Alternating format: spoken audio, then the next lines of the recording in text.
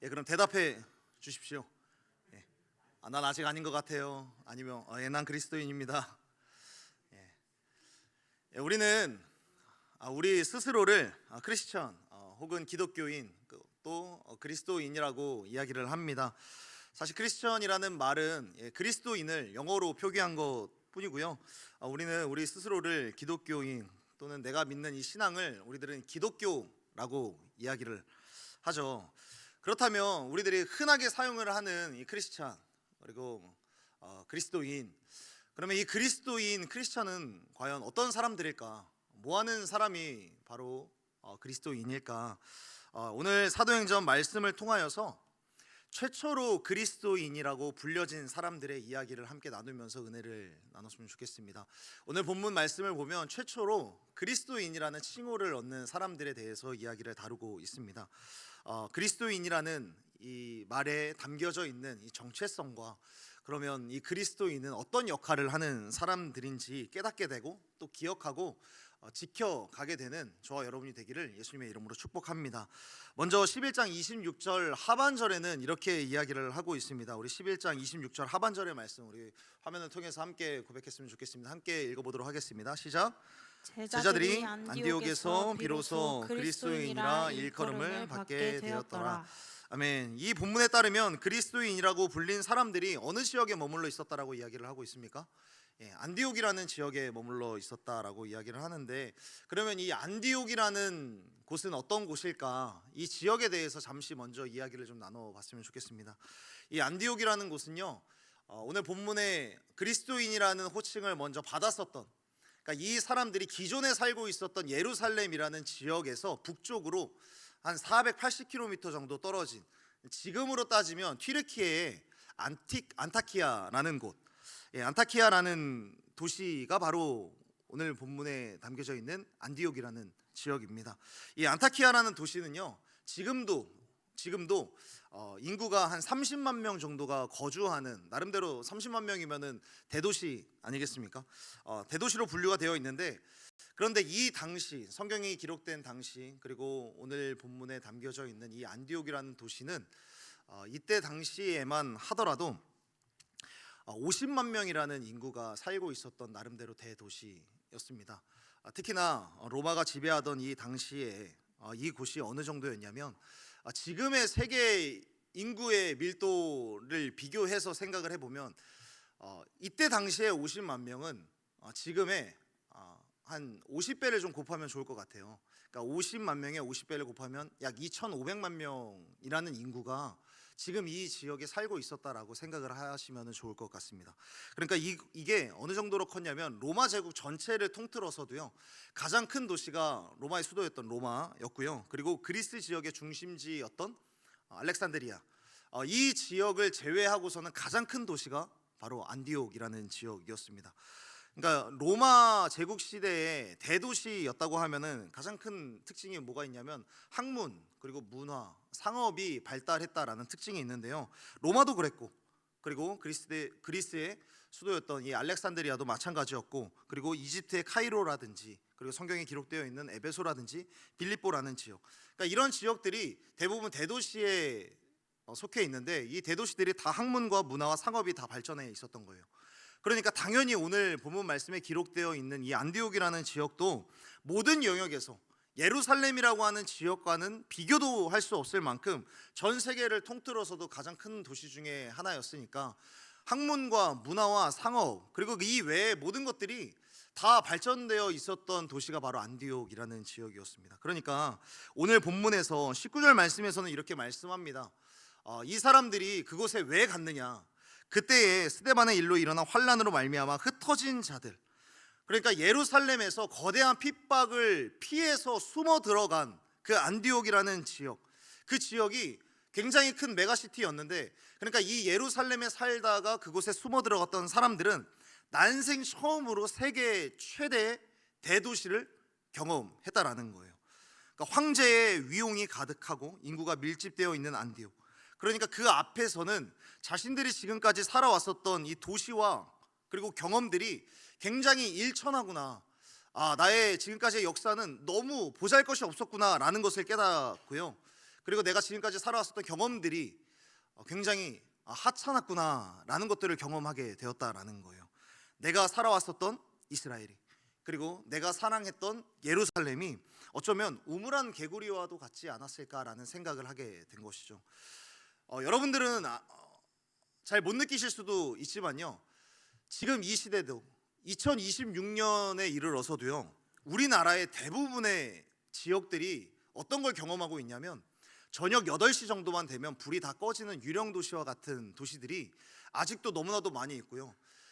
정부에서도 인구 감소 지역이라는 것을 따로 분류해서 인구가 계속해서 감소하고 계속해서 발전을 이루지 못하는 도시들이 지금도 여전히 많이 있는 겁니다. 그런 지역에 살다가 이 수원에 오면 신세계를 경험하는 겁니다. 심지어는 그런 지역, 아직도 배달 어플 쿠팡이츠나 배달의 민족을 키면은 적용이 안 되는 지역이 굉장히 많이 있습니다. 여러분 혹시 그걸 경험해 보신 적 있으신가요? 8시도 되지 않았고 저녁 시간이고 낮 시간인데 배달 어플을 켜도 요기요 켜도 아무것도 안 뜨는, 그러니까 그런 걸 경험하다가 지금 이 지역에 있으면은 문화 충격을 경험을 하는 거예요. 그런데 이게 지금의 이 시대에도 우리들도 역으로 그런 것을 느끼는 때가 있죠. 세계의 대도시로 꼽히는 뉴욕이라든지 런던 같은 곳에서 유학 생활을 하는 사람들은 뭘 느끼냐면 세계의 천재들을 만나보게 되는 거죠. 그러면서 그들에 비해서 나 역시도 내가 지금까지 공부했었던 내용들이 굉장히 일천하구나, 보잘것없구나 라는 것을 느끼면서 초라한 것을 느끼게 되는 겁니다. 그러면서 내가 과연 이 세계의 글로벌한 인재들이랑 내가 경쟁을 할 수는 있을까? 내가 그들과 경쟁을 해서 이길 수는 있을까? 혹은 취업 시장에 내가 원서를 내면서 세상에 유능한 사람들이, 인재들이 참 많이 있구나라는 것을 느끼면서 우리들은 의기소침해지거나 위축되는 때를 경험을 하게 되는 거죠. 그러니까 지금 흩어져 있는 이 크리스천들, 흩어진 하나님의 제자들, 예수 그리스도의 제자들은 안디옥에서 스스로의 초라함과 하찮음을 마주해야 했을 겁니다. 그런데 참 아이러니한 게 뭐냐면, 자기 스스로는 참 하찮구나, 우리들은 참 초라하구나 라는 것을 느끼는 것과 반대로 오히려 안디옥에 있는 이 사람들, 안디옥에 있었던 사람들이 이 그리스도인이라고 하는 한 무리를 지칭하고 언급을 하는 이 장면이 굉장히 아이러니한 거죠. 그러면 이 사람들, 이미 세련된 문화와 이미 앞장선 문화를 걸어가고 있는 이 사람들이 왜 한창 하찮고 좀 초라함을 느끼고 있는 이 그리스도인이라고 하는 무리를 향하여서 왜 이 사람들을 굳이 그리스도인이라는 호칭을 붙이면서 이 사람들을 왜 언급을 했을까? 그것은 그들 나름대로 뭔가가 빛나 보이는 부분이 있었기 때문인 겁니다. 사랑하는 여러분, 하나님을 믿는데도요, 세상이 너무 커 보이고 내 모습이 하찮아 보이는 자리가 분명히 있기 마련입니다. 그러나 그럼에도 불구하고 하나님께서는 우리가 사는 이 세상에서 하나님의 사람들을 빛나게 하실 때가 있다라는 것을 반드시 믿게 되기를 예수님의 이름으로 축복합니다. 마치 바벨론 포로기에 하나님께서는 다니엘과 같은 사람, 에스더와 같은 사람을 어둠 속에 빛나는 별처럼 심으시고 그들을 자라게 하신 것처럼 하나님은 하나님의 사람들을 거대한 세상 앞에서도 빛나게 하시는 줄로 믿습니다. 오늘 안디옥 사람들이, 그리고 안디옥에 있는 그리스도인들이 이랬던 겁니다. 여러분, 방금 전에도 말씀드렸다시피 안디옥이라는 지역은 대도시라고 말씀을 드렸습니다. 대도시라는 것은 상업이 발전을 하면서 수많은 자본이, 돈이 몰리는 곳이라는 것을 의미를 하는 거예요. 여러분, 이때 당시에도 그렇고 지금 이 시대도 그렇고 돈이 몰리고 자본이 몰리는 곳은 자연스럽게 음행과 향락이라는 것이 따라오기 마련입니다. 그리고 무질서한 우상 숭배가 성행하기 마련인 거예요. 그러니까 이 안디옥이라는 지역이 낮에는 어떤 교양 있는 학문과 문화 이런 것들이 있었지만 밤에는 동성애와 같은, 성매매와 같은 것들이 약간 이런 것들이 스타일리시한 거야 라는 것처럼 여겨지면서 유행하는 것처럼 받아들여지기를 시작을 한 거죠. 그러니까 이런 것들이 자연스러운 안디옥 사람들에게 이 흩어진 성도들은, 그러니까 오히려 이런 초라한, 오히려 이 촌에서 온 것들이 촌스러워 보이지만 무언가 빛나는 것들이 있는 것처럼 보이는 거죠. 보통의 안디옥 사람들과 보통의 로마 사람들과는 다른 어떤 고유의 빛나는 성품들, 특히나 여기에서 이 사람들은 그리스도인이라고 그리스도를 붙이고 있잖아요. 그러니까 안디옥 사람들이 이 사람들을 보면서 이 그리스도인이라고 호칭을 한 것은 무엇일까? 이 사람들을 보면서, 흩어진 성도들을 보면서 예수 그리스도가 떠올려졌기 때문에 그리스도인이다라고 이야기한 것 아니겠습니까? 예수 그리스도가 생각났기 때문에. 그러면 도대체 무엇이 안디옥 사람들이 예수님의 제자들을 볼 때마다 예수님을 떠올리게 했던 걸까? 예수님이 생각난 이유가 무엇일까? 오늘 말씀을 통하여서 이 그리스도인 안에 숨어있는 예수님의 모습 두 가지만 함께 보면서 은혜를 좀 나눴으면 좋겠습니다. 그 중에 첫 번째는 무엇인가 따라서 해주시면 감사하겠습니다. 그리스도인은, 다시 한번요, 좀 더 믿음을 가지고 외쳐주시면 감사하겠습니다. 다시 한번요, 그리스도인은 복음을 전하는 사람이다. 다시 한번요, 한 번에 외쳐볼게요. 그리스도인은 복음을 전하는 사람이다. 19절의 말씀에서 우리 19절의 말씀을 다시 한번 좀 읽어봤으면 좋겠습니다. 우리 19절 말씀 다 함께 읽겠습니다. 시작. 그때에 스데반의 일로 일어난 환난으로 말미암아 흩어진 자들이 베니게와 그브로와 안디옥까지 이르러 유대인에게만 말씀을 전하는데. 아멘.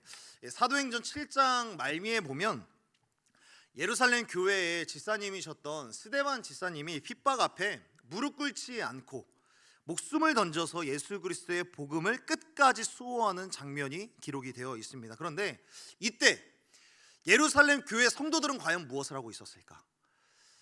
그러니까 예루살렘 교회의 지사님이셨던 스데반 지사님은 복음을, 예수 그리스도를 수호하기 위해서 핍박 앞에서 무릎 꿇지 않고 자신의 생명을 내던지는 그 시간에 다른 성도들은 무엇을 하고 있었을까? 다 스데반 지사님처럼 강인한 사람들이 아니었던 거예요. 다 그렇지 않습니까? 우리 청년부 안에서도 모든 사람들이 다 각양각색의 모습을 갖고 있고 성품이 다 다른데, 그러니까 이 예루살렘 교회도 마찬가지였던 거예요. 믿음은 있는데 이 믿음을 어떻게 표현할지 모르는 사람들도 있고, 스데반 지사님처럼 좀 어떤 강성의 모습들을 가지신 분들도 있고, 유하게 정말 무릎 꿇으면서 기도의 자리를 지키시는 분들도 있고. 그러니까 스데반 지사님은 어떻게 보면 좀 강인하게 이 핍박 앞에서 무릎 꿇지 않고 타협하지 않았는데, 다른 분들은 어떠한 것을 선택을 하냐면, 그렇게까지 강인하게 나갈 자신은 없으니까 그들은 흩어지는 것을 선택하는 겁니다. 도망가기로 선택을 하는 거예요. 그런데 그렇게 흩어질 정도로 연약했는데, 연약하다 할지라도 그들 마음속에서 지워지지 않는 DNA가 하나 있었던 겁니다. 여러분, 한국 사람들은 어디를 가든 김치를 찾는다고 합니다. 그리고 미국 사람들은 어디를 가든 치즈를 찾는다라고 이야기를 해요. 그러니까 이것은 뭐냐면 그 습성이 변하지 않는 것처럼 예루살렘 교회의 이 성도들은요, 예수 그리스도를 소개하고 복음을 전파하는 이 비전만큼은 잃지 않았던 거예요.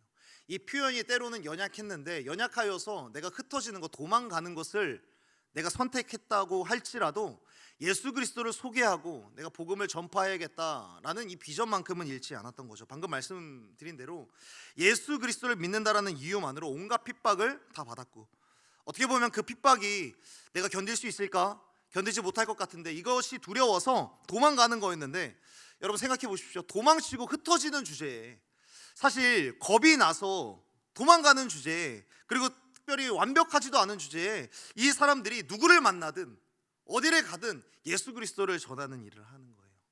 어디를 가든 생명의 복음을 전하는 일을 하는 겁니다. 그런데 여러분, 또 한 가지 이해가 안 되는 부분은 뭐냐면, 여러분, 이들이 흩어져서 선택한 행선지가 어디인 거예요? 예루살렘이라는 지역에서 종교의 핍박이 두려워서 이 사람들이 흩어지는 것을 선택을 하는데, 이 사람들이 선택한 행선지는 다름 아닌 안디옥이라는 지역이었어요. 도망치는데 안디옥이라는 지역. 여러분, 핍박이 무섭고 고난받는 게 무서우면 로마의 힘이 조금 덜 미치는 곳, 사람들이 좀 없는 곳으로 가야 내가 조금 더 안전하게 신앙생활을 할 수 있지 않겠어요?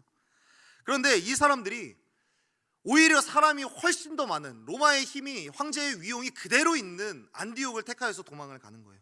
핍박을 피해서 도망가는데 안디옥처럼 사람이 많고 로마 군사도 많은 이 지역을 오는 게 이해가 되는가? 그러니까 이건 과연 무슨 심리일까? 그러니까 그들의 심리 가운데는 그래도 내가 어디를 가든지 내가 예수 그리스도를 전해야겠다라는 그 마음이, 그 DNA가 그들 가운데 새겨져 있었던 겁니다. 그리스도인들에게 지워지지 않은 중요한 DNA가 여기에 새겨져 있는 거예요. 그러면서 그들은 그렇게 복음을 전하는 동시에 무엇을 깨닫냐면 내가 누군지를 깨닫게 되는 거예요.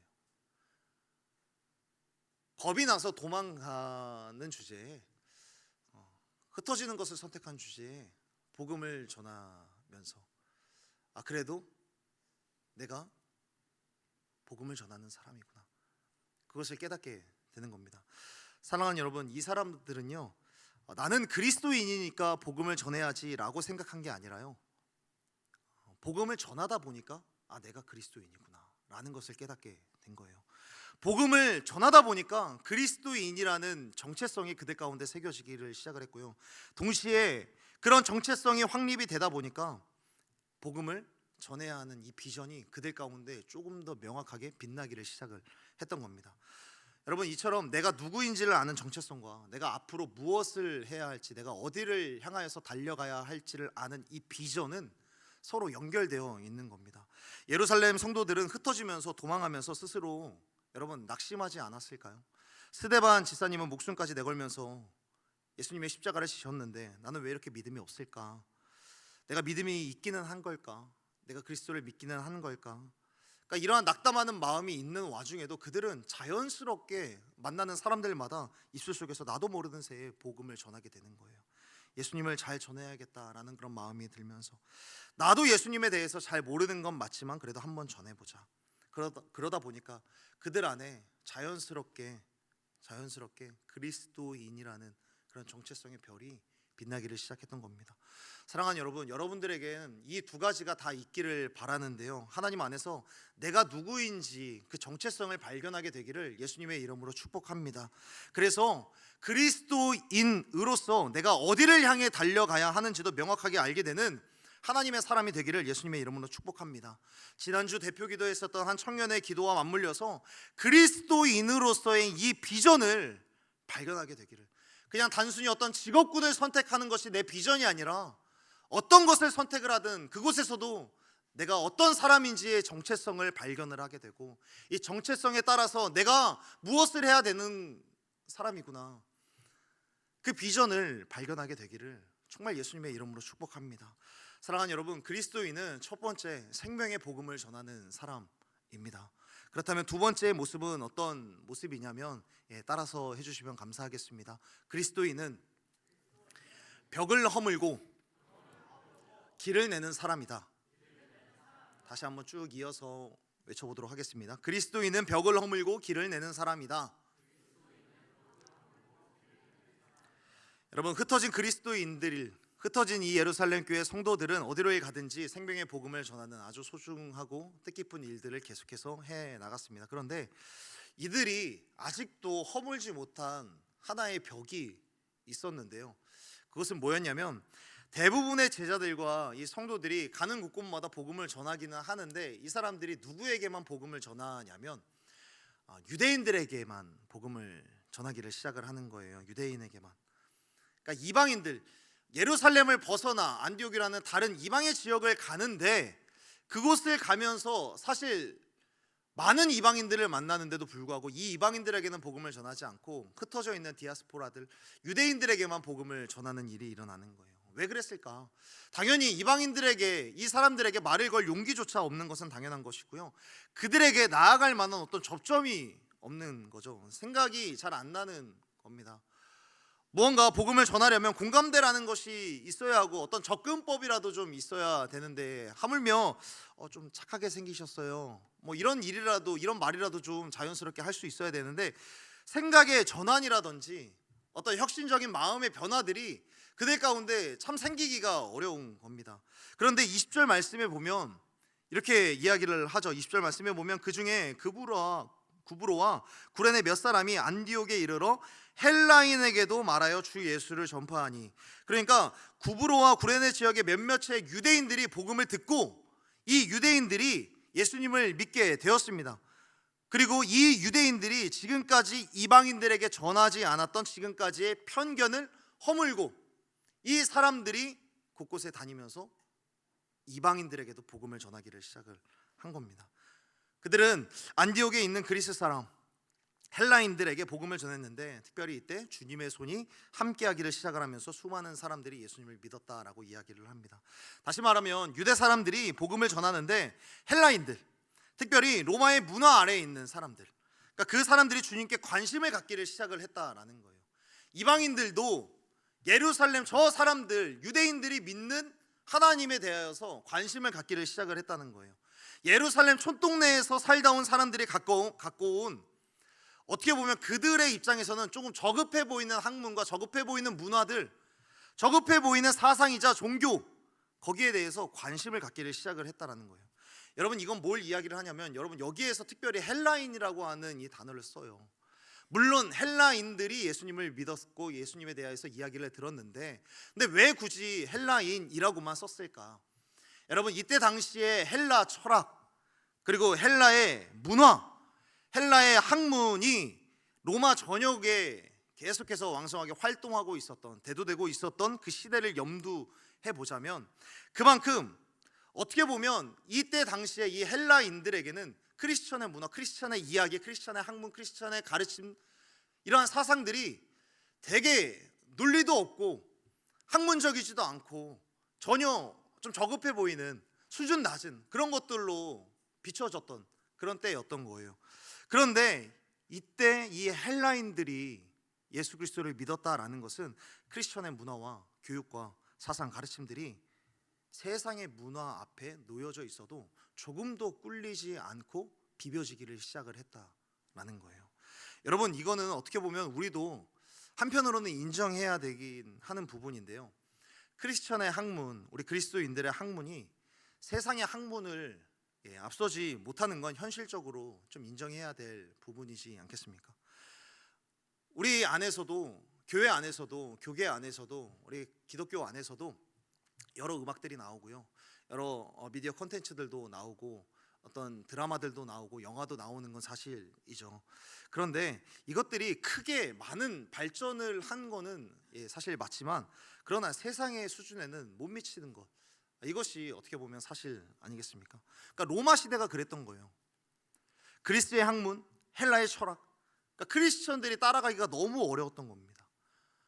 그러니까 유대 사람들이 이 사람들, 이방인들, 헬라인들에게는 복음을 전할, 복음의 이야기, 이 이야기를 전할 엄두가 나지 않았던 거예요. 이 벽이 너무 높게 느껴졌던 거죠. 이 사람들에게 다가갈 수 있을까? 그래서 사도 바울도 명문대 중에 명문대 출신이었는 사람인데요, 이 사람도 뭐라고 이야기를 하냐면, 고린도전서 1장에 보면 십자가의 도가 멸망하는 사람들에게는 미련한 것이다라고 이야기를 합니다. 그러니까 헬라인이 보기에는 무지한 것이다 라고 이야기를 하는 거예요. 학문적으로, 논리적으로 너무 빈약하다는 거죠. 그러니까 애초에 흩어진 예루살렘 이 성도들은 헬라인과 이방인들, 그러니까 이 사람들과의 이 벽들을 허물 생각도 못하고 허물 시도조차 못했던 겁니다. 그럼에도 오늘 본문에서 이 그리스의 헬라인들이 믿고 주께 돌아온다라고 말하는 것은 뭐냐면, 헬라의 문화, 세상의 문화들, 특히 아까 안디옥이라고 하는 이 문화, 이 문명, 그러니까 이곳에 접해 있었던 사람들에게 크리스천들의 문화가 조금씩 크리스천들의 이야기가 조금씩 스며 들어가기를 시작을 했던 거예요. 그러니까 몇몇 사람이 개척자가 되어서 이방인들에게 복음을 전하기를 시작을 하니까 여러 사람들이 저 사람들도 복음을 들을 수 있구나, 벽을 허물어야겠다, 길을 좀 내야겠다 싶은 마음이 들게 되고, 그런 마음으로 계속해서 복음을 전하다 보니까 주님의 손이 함께 임하기를 시작을 하는 거예요. 그러니까 주님이 원하시는 방향으로 사람들의 마음이 같이 가게 되다 보니까 주님의 손이 그들과 함께 하면서 권능을 행하고 있다라고 말하고 있는 겁니다. 이걸 보면서 우리들은 한 가지를 배울 수 있는데, 세상은요, 지혜가 탁월하거나 어떤 재정적으로 풍족하거나 어떤 재능이 뛰어나야 이름이라도 내고 좀 세상을 바꿀 수 있다라고 이야기를 하는데요, 그러나 사랑하는 여러분, 세상은 사람의 재능이나 사람의 재정이나 계획이나 사람의 수고가 아니라 성령의 권능, 주님의 손이 함께 있을 때, 역사의 주인이신 창조주 하나님이 함께 하실 때 바뀌어지는 줄로 믿습니다. 그 하나님의 권능이 하나님의 마음과 같은 방향으로 움직이는 그 사람들, 저 사람들에게도 저 벽이 너무나도 높아 보이고 우리가 허물 수 있을까? 그러나 우리가 복음을 전해보자, 저들에게라도 어떻게든지 벽을 허물고 길을 한번 내보자라는 그런 마음을 갖고 있었던 사람들이 복음을 전하다 보니까 주님의 손이 함께 하고, 주님께서 원하시는 것, 그것을 이루어내는 그 사람들 가운데서 하나님의 손이 함께함으로 벽은 허물어지고, 헬라인이라고 하는, 헬라의 문화라고 하는, 헬라의 문명이라고 하는 이 벽은 허물어지고 길이 나기를 시작을 하는 겁니다. 여러분, 사도행전 1장 8절에 보면은 예루살렘과 온 유대와 사마리아 땅끝까지 이르러 내 증인이 되리라 라고 예수님께서 말씀하셨는데, 그래서 그 이야기가 우리가 몇 주 전에 살펴보았던 베드로와 고넬료의 이야기를 통하여서 베드로로부터 이방인 고넬료에게 복음이 전해지기를 시작을 했습니다. 그런데 오늘 본문에 이르러서는 11장에 이르러서는 10장에서는 분명히 고넬료라고 하는 이방인에게 복음이 전해졌는데 11장에서는 여전히 고넬료에게, 여전히 이방인에게 나아가지 못하는 그들의 모습들, 땅끝으로 나아가지 못하는 거예요. 그러나 주님의 마음과 같은 방향, 그래도 이방인들에게 복음을 전해보자, 이러한 주님의 마음으로 나아가는 그 사람들에게 주님의 손이 함께하고, 주님의 뜻을 추종하는 사람들에게 성령의 권능이 일어나고 있는 것이죠. 벽을 무너뜨리고 길을 내는 일들이 지금 이곳에서 일어나고 있는 거예요. 여러분, 지난 인류의 역사 속에는 벽을 세우고 성을 세웠었던 나라가 있고요, 또 한편으로는 길을 내는 민족이 있었습니다. 성을 만들고 벽을 쌓는 민족은 어디였냐면 중국 역사 최초로 통일을 이루었었던 진나라라는 나라입니다. 진나라의 왕이었었던 진시황은 강력한 군대와 그리고 반대쪽에는 법과 사상을 바탕으로 빠르게 중앙 집권화를 이루어내어서 그 전에 있었던 춘추 전국 시대를 빠르게 정리하기를 시작을 했죠.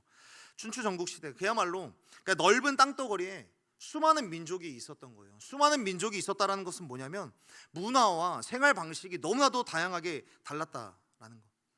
그러니까 너무 다르니까 그들 안에서 분쟁과 갈등이 끊임없이 생기기를 시작을 하는 겁니다. 그래서 이 진시황은 영토를 통일한 이후에 여러 민족들 안에 있었던 그 사회적인 부분들, 경제적인 부분들, 문화적인 부분들에 대해서 통일하기를 시작을 하는데 도량형부터 일단 고치기를 시작을 하는 거예요. 돈의 단위라든지 어떤 길이와 깊이와 높이를 나타내는 그런 단위들 있지 않습니까? 이런 사소하고 작은 것에서부터, 그리고 크게 언어, 화폐를 다 통일하려고 하는 거예요. 그리고 이때 만들어진 진의 표준이 2000년이 지난 중국의 역사 속에서 계속해서 표준으로 자리 잡고 있었습니다. 그런데 이때 진시황은 화폐나 어떤 이런 도량형의 통일로만 끝나지 않고요, 사상과 학문까지도 다 획일화하기를 시작을 합니다. 그 전까지 이 중국에는 이런 제자백가와 같은, 그러니까 도교를 이야기를 하는 거죠. 도가와 같은, 그리고 유가와 같은, 그리고 장자와 같은 사람들, 노자, 공자와 같은 사람들, 예로부터 또 어른들이라든지 사람들에게, 그리고 모든 민족들에게 행해야 할 자연스러운 예를 가르치는 그런 책들 있지 않습니까? 그런 책들을 싹 다 불태우기를 시작을 하는 거예요.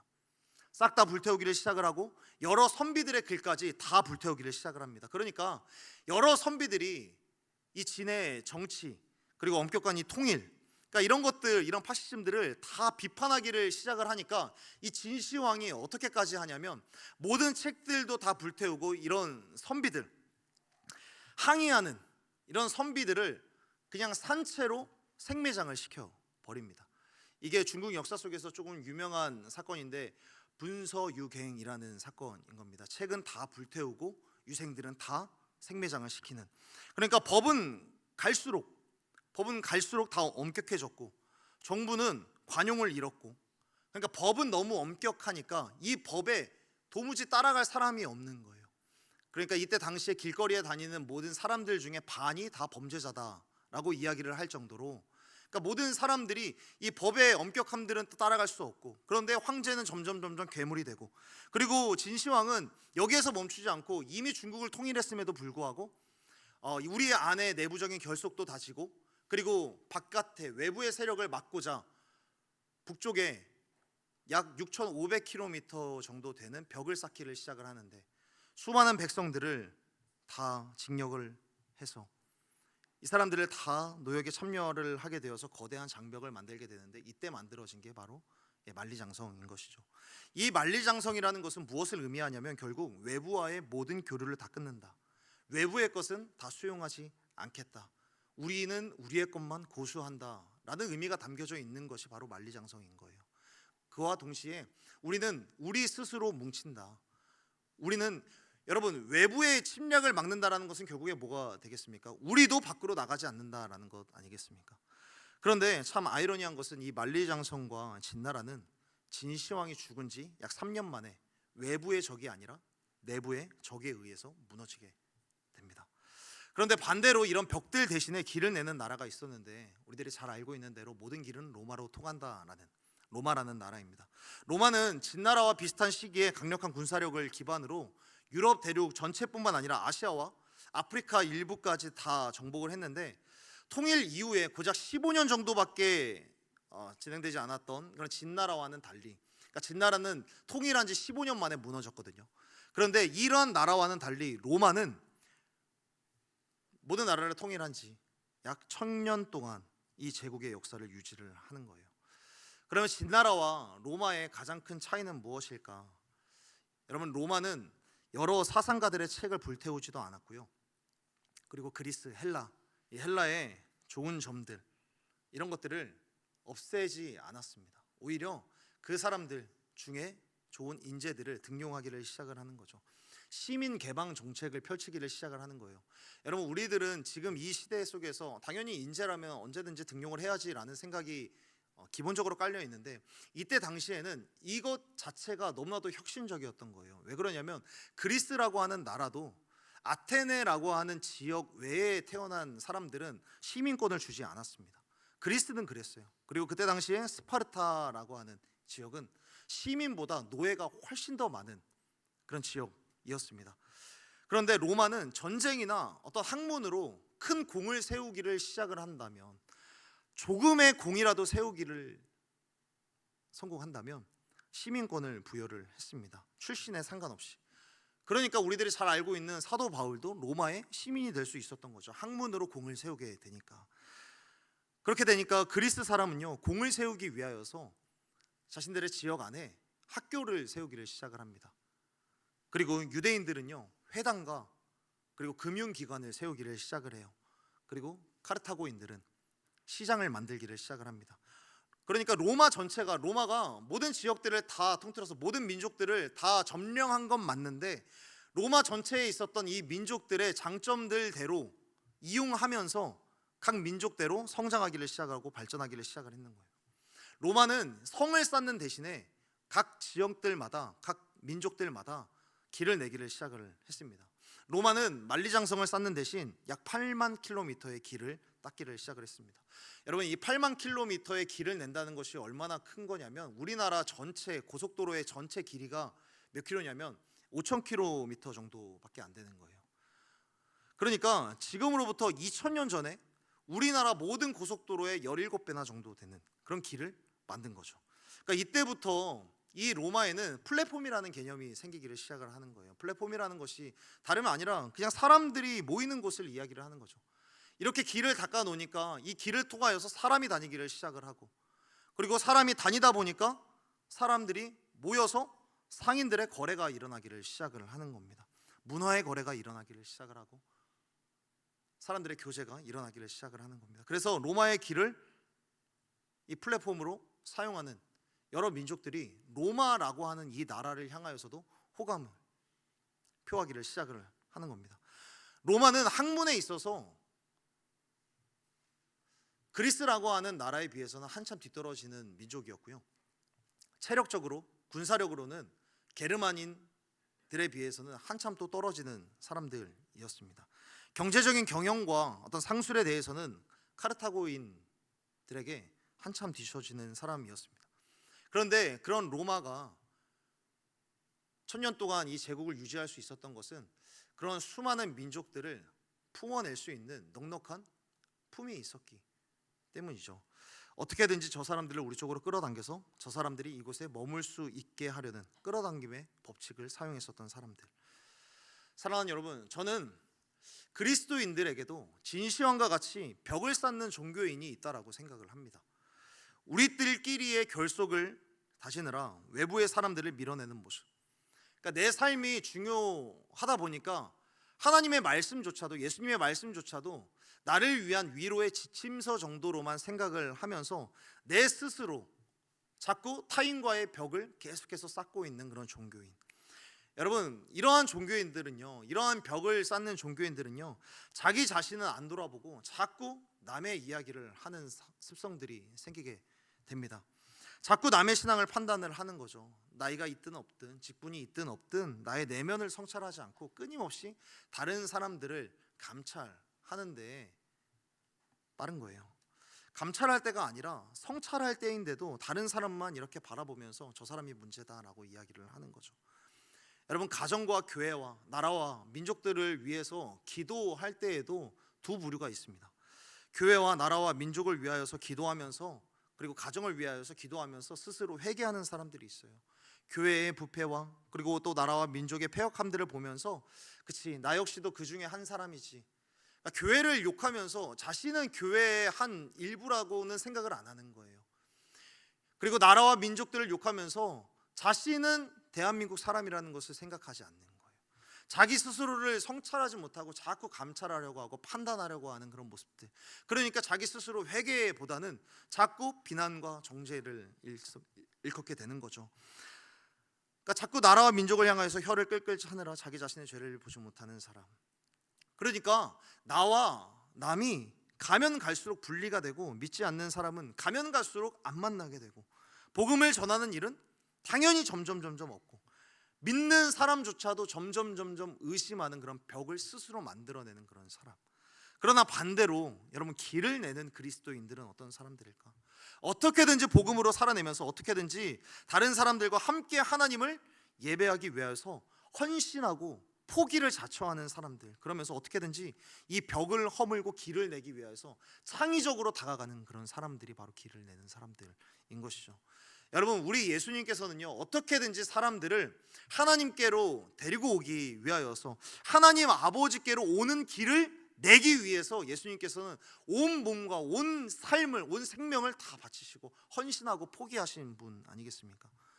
여러분, 그런데 그 길이 얼마나 차기적이냐고요. 하나님이 스스로 인간의 몸을 입고 이 땅에 내려오신다. 여러분, 이것 자체가 정말 획기적인 아이디어 아니겠습니까?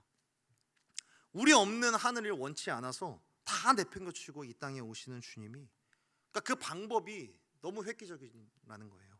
예수님이 사람들에게 다가가기 위해서 하신 설교 하나하나 뜯어보면요, 얼마나 창의적인지 모릅니다. 그 당시에 농업이면 농업, 어업이면 어업, 상업이면 상업, 달란트 비유 같은, 그러니까 그런 아이디어를 계속해서 활용하셔서 사람들에게 하나님 아버지께로 오는 길을 계속해서 내시는 분이 바로 예수 그리스도셨습니다. 그러니까 예수님께서 일하시는 방식을 보면요, 뜻이 있는 곳에 길이 있다라는 말이 맞는 거예요. 한 사람을 향한 사랑과 구원을 향한 열정을 가지니까 이 창의력까지 계속해서 샘솟게 되는 것이죠. 사랑하는 여러분, 저는 여러분의 인생에도요, 다른 사람에 대한 판단과 감찰과 평가의 벽은 다 무너지고 한 사람을 살리기 위하여서 길을 내기 위한 창의력과 열정과 진심의 길이 열리는 그런 역사가 있게 되기를 예수님의 이름으로 축복합니다. 내 안의 성벽들은 다 무너지고 사람들을 어떻게든지 옳은 길로 인도해 내려가는 그 길을 내는, 그렇게 길을 내려고 할 때 창의력이 없으면 하나님께서 하늘의 지혜를 부어주셔서라도 그런 창의력이 생겨서 사람들을 이끌 수 있는 그런 창의력 있는 그런 아이디어가 우리 안에서 샘솟게 되기를 예수님의 이름으로 축복합니다. 그러면 사랑하는 여러분, 한편으로 그들이 그렇게, 이 예루살렘 성도들이 그렇게 흩어지면서까지 그렇게 복음을 전할 수 있었던 이유, 그렇게까지 흩어지면서 길을 낼 수 있었던 그 이유가 무엇일까요? 그렇게까지 시대의 어떤 문화의 벽에 가로막혀 있음에도 불구하고 어떻게든지 벽을 허물고 어떻게든지 길을 내려고 했었던 그 이유는 무엇일까? 여러분, 그 이유는 뭐냐면, 자신들은 지금 흩어져 도망가고 있지만, 그런데 그들은 생각해 보는 거예요. 이미 자신들과 똑같은 위기 앞에서도 복음을 전했던 사람들, 자신들보다 앞서서 믿음을 지켰던 믿음의 선진들, 그리고 그들이 전해주었던 이 복음에 나도 지금 빚지고 있었던 것은 아닐까라는 생각 때문에 그렇게까지 복음을 전하고 길을 내고 있었던 겁니다. 이들은 생명의 복음을 전하는 사람들일 뿐만 아니라 생명의 복음에 이미 빚진 사람들이라고 여겼기 때문에 그들은 그렇게까지라도 복음을 전했던 겁니다. 여러분, 미국의 의사였던 조너스 소크라는 분이 계십니다. 이분은 어떤 분이시냐면, 이분이 살아계시던 당시에는 소아마비라는 것이 미국에 한 해에 5만 명 정도가 있었고요, 우리나라만 하더라도 태어나는 신생아 중에 2천 명 정도가 이 소아마비에 걸리던 시대였습니다. 그러니까 최악의 병이었죠. 그런데 이 조너스 소크라는 분이 소아마비 백신을 개발하게 됩니다. 그래서 이 백신 개발에 성공을 하게 됐는데, 연구진이 이렇게 이야기를 해요. 우리가 시뮬레이션을 해봤는데 백신을 접종하면 지금 부작용이 생길 것 같습니다. 스스로 몸이 마비되거나 또 목숨을 잃을 것도 같습니다 라는 그런 이야기를 하는 거예요. 그러자 이 조너스 소크라는 분이 이 백신을 자기 몸에 스스로 투여를 하게 됩니다. 이 백신을 먼저 투여를 하는 거예요. 그러니까 다행히 부작용은 없었죠. 그리고 그 이후에 소크는 인류에게 소아마비가 없는 세상을 선물한 의사라는 칭호를 얻게 되었습니다. 그래서 그 결과 실질적으로 소아마비라는 병은 이전까지는 OECD 가입 국가에서 굉장히 최악의 병으로서 평가를 받고 있었는데, 이 이후에는 OECD 가입 국가에서는 거의 소아마비라는 질병이 사라지고 국가에서는 자취를 감추게 되었습니다. 그 이후에 TV에 출연해 인터뷰를 하게 되었는데요, 진행자가 물어본 거예요. 소크, 누군가가 이 백신의 특허권, 그것을 물어본다면 당신은 뭐라고 이야기를 할 겁니까? 라고 이야기를 하는 거예요. 그러니까 이 백신의 특허권, 그것을 누가 갖고 있냐는 거예요. 소크, 당신입니까? 아니면 당신이 일했던 회사입니까? 라고 물어보는 겁니다.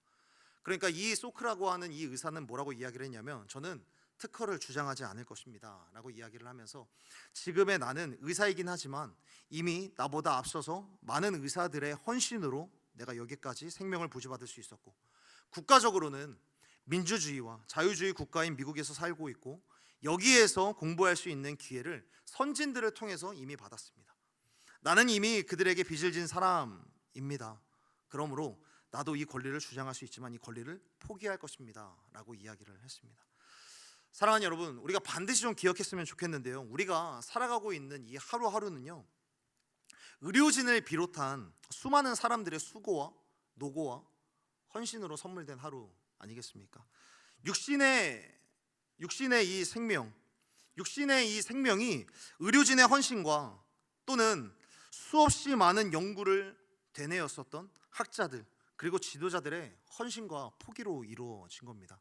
그렇다면 우리의 영적인 생명, 복음을 믿는 사람으로서 살아갈 수 있는 이 특권은 누구로부터 온 것일까요? 그것은 두말할 나위 없이 예수 그리스도의 헌신과 포기를 통해 우리에게 주어진 것이고, 그리고 그 이후에는 이 생명의 복음을 전하기 위해 헌신과 포기를 감내하셨던, 자신의 벽을 허물고 어떻게든지 세계 방방곡곡 열방 가운데 길을 내려고 하셨던 모든 선교사님들로 인해 주어진 영적인 생명인 줄로 믿습니다. 여러분, 생각해 보십시오. 예수님이 이 땅에 오셔서 살아가실 때도 모기가 있었을까요? 없었을까요? 모기가 있었을 것이고요, 예수님께서 살아계실 때에도 바퀴벌레도 있었을 것이고, 그리고 예수님께서도 분명히 샤워를 해야만 하는 그런 인간의 몸으로 이 땅에 오셨습니다. 그러니까 이 말은 예수님도 모기에 물리셨고요, 물이 잘 나지 않는 지역에 가셔서 샤워 하루 이틀 일주일 정도 참으셨던 일들도 분명히 있었을 겁니다. 땀에 젖으면 불편한데 샤워를 못해서 굉장히 어떻게 보면 짜증이 나는데도 불구하고 그 짜증을 견뎌야 하는 시간이 분명히 있었다라는 겁니다. 그런데 예수님께서는 그러한 권리를 다 포기하고 헌신하셨던 그 섬김이 있었기 때문에 복음이 전해졌던 것 아니겠습니까? 그렇게 그 복음의 빚을 진 또 다른 선교사님들이 그 이후에는 세계 곳곳을 다니시면서 복음을 전하시고, 특별히 세계에서 가장 위험한 곳인 것을 알면서도, 세계에서 가장 고리타분한 지역인 것을 알면서도, 세계에서 가장 보수적인 지역인 것을 알면서도 이 조선 땅에 발을 들이기 위하여서 선교의 배에 발을 올리셨던 그 선교사님들의 포기와 헌신으로 우리가 여기에 교회를 짓고 자유롭게 예배할 수 있는 것 아니겠습니까? 사랑하는 여러분, 저는요, 우리가 사람들에게 예수님을 전하면 미움과 오해를 받지 않을 거란 말을 못할 것 같습니다. 물론 주변 사람들로부터 이런 칭찬을 받을 수도 있습니다. 당신은 교회를 다니니까 좀 선한 것은 같아요. 예수님 믿으니까 밝은 에너지가 있는 것 같아요 라는 그런 칭찬은 받을 수 있을지 모르겠습니다. 그런데 그런 사람들에게 일지라도 복음을 전하기를 시작한다면, 정말 예수 그리스도를 전하기를 시작한다면 오히려 미움과 오해를 더 받을 수 있지 않을까 생각을 해봅니다. 아니, 예수님만 보아도 미움과 오해를 받았고요, 아니면 예수님은 오히려 미움과 오해 정도가 아니라 채찍질과 고문, 사형, 그것을 받으셨는데 예수님은 그냥 그것을 받아들이셨습니다. 그리고 오늘 본문의 안디옥의 제자들은요, 예수님처럼 자신의 안위와 자신의 편리함과 자신의 여유를 하나님께 다 드리기로 헌신을 했습니다. 그리고 그렇게 예수님을 따르고, 그리고 그렇게 핍박을 받았을 때 그것을 보고 참 포기하고 참고 자신의 작은 것을 내어드리는 그 사람들을 보면서 안디옥 사람들이 뭐라고 부른 거냐면, 야, 저 사람들이야, 저 사람들. 야, 저 사람들 그리스도인들. 여러분, 이게 조롱의 의미든 경탄의 의미든 사실 역사적으로는 조금 더 조롱의 의미가 강한 건 맞습니다. 그런데 이 사람들이 저 바보 같은 사람들, 저 예수라는 이름 때문에 예루살렘에서 도망쳐 온 사람들이 여기에서도 저렇게 바보같이 사네, 저 사람들. 제자들이 굴하지 않고 복음을 전하니까 그 모습을 보면서 이렇게 그리스도인이라고 이야기를 하는데, 그렇게 복음을 전하니까 포기하지 않고 생명을 전하고 복음을 전하는 그들의 모습을 보면서 이 사람들이 동시에 예수님을 기억하게 되고 예수님을 떠올리게 되는 일들이 되어진 겁니다. 사랑하는 여러분, 여러분을 축복합니다. 세상이 여러분을 조롱하든 또는 세상이 여러분을 존경하든, 여러분들이 다니는 곳곳에서 여러분들이 만나는 모든 사람들 누구에게나 예수님을 생각나게 하는 하나님의 사람들이 되기를 예수님의 이름으로 축복합니다. 누구에게나 예수님을 떠올리게 하는, 저 바보 같은 사람이라고 손가락질 당할지라도 그 자리에서 예수님을 떠올리게 한다면 여러분, 그게 그리스도인이라고 하는 별이 여러분들의 인생 가운데 비추고 있다는 것을 확신하며 살아가는 저와 여러분이 되었으면 좋겠습니다. 말씀을 정리하겠습니다. 스데반의 일로 핍박을 피해 흩어지는 제자들과 예수님을 따르던 자들은 비록 흩어졌지만 그래도 멈추지 않는 일이 있었는데, 그 일은 생명의 복음을 전하는 일이었습니다. 복음을 전하는 그 일을 하면서 그들은 자신이 어떤 사람인지 그 정체성을 발견하게 됩니다. 그 정체성은 무엇인가? 바로 내가 그리스도인이구나. 그리스도인이라는 DNA가 복음을 전하는 일을 하면서 점점 선명해져 갔습니다. 복음을 전하면서 그들 스스로 세웠던 벽을 허물기를 시작을 했고, 세상의 사람들도 복음을 이해할 수 있는 길들을 내기 위하여서 그들 나름대로 혁신적이고 또 창의적인 아이디어들을 내면서 계속해서 그 진심을 갖고 열정을 갖고 복음을 전했을 때, 그렇게 복음을 전하면서 예수님을 따르고 예수님을 추종하는 삶을 살아갈 때 주변에 있었던 세상의 사람들은 그들을 향하여서 그리스도인이라고 불렀습니다. 사랑하는 여러분, 그리스도인이란 생명을 전하는 사람들이요, 벽을 허물고 길을 내는 사람인 줄로 믿습니다. 그리고 여러분, 이 모든 일들, 생명을 전하는 것, 벽을 허물고 길을 내는 것, 여러분, 이 일들을 가장 원하는 분이 누구실까? 이 일을 가장 원하시는 것, 그분은 바로 예수 그리스도십니다. 여러분, 이 일은 다름 아닌 예수 그리스도의 일이십니다. 생명을 전하는 것도 예수님의 일이요, 길을 내는 것도 예수님의 일이요, 종교의 벽을 허무는 것도 예수님의 일이요, 사람들을 변화시키는 것, 그것도 결국에는 예수님의 일인 줄로 믿습니다. 그렇기 때문에 사랑하는 여러분, 그리스도인은 결론적으로 어떤 사람이냐면 2000년 전 예수님께서 하고 싶으셨던 일을 계승받고 그대로 이 땅 가운데서 이뤄내는 사람, 그 사람이 그리스도인, 그 사람이 저와 여러분인 줄로 믿습니다. 이번 한 주간을 살아가면서 오늘 내가 서 있는 이 자리에 예수님께서 계시다면 예수님께서는 과연 어떤 일을 하고 싶으셨을까? 그것들을 묵상해 보셨으면 좋겠습니다. 그래서 예수님께서 하고 싶은 그 일을 그대로 이어받아서 내게 주어진 자리에서 그대로 살아내는 그런 그리스도인이 되기를 예수님의 이름으로 축복합니다. 그래서 결국에는 예수 그리스도를 생각나게 하는 사람, 예수 그리스도를 떠올리게 하는 사람, 그런 그리스도인으로 이번 한 주를 살아내는 저와 여러분이 되기를 예수님의 이름으로 축복합니다. 그리고 우리 주님께서는 그렇게 살아낼 수 있도록 우리를 비추시고 우리를 그렇게 사용하실 줄로 믿습니다. 우리 이 시간에 함께 찬양하기를 원합니다.